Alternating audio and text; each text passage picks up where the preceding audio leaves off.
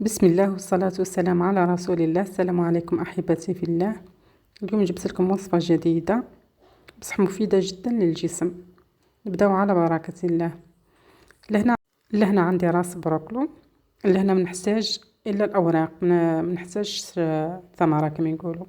درت بها وصفة واحدة أخرى، هذيك المرة الجاية نحط لكم الوصفة تاعها.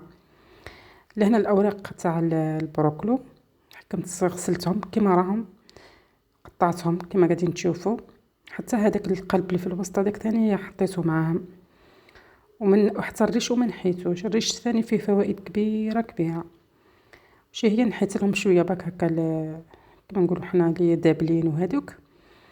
ومن بعد غسلته مليح وحطيته في الكاسرونه، حطيت عليه شويه ملح وصبيت عليه الماء وخليته يطيب في الماء والملح.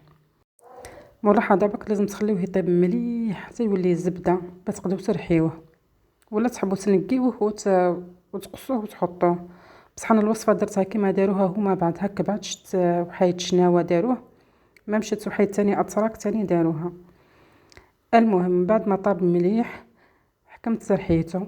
كرحيته يولي رطب خلاص، بتحسوش بهذوك الاغسان تاعو هذوك يابسين.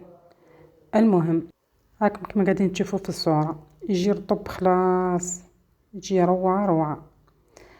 ومن بعد تزيدوا له شويه، نزلت له هنا شويه فلفل اسود، شويه ثوم، وزدت له حبه ليمون وقليل من زيت الزيتون.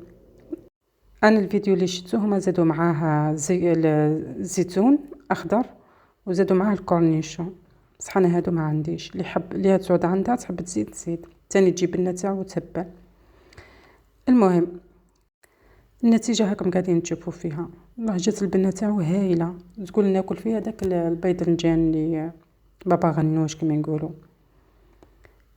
المهم فكره جديده، وصفه جديده.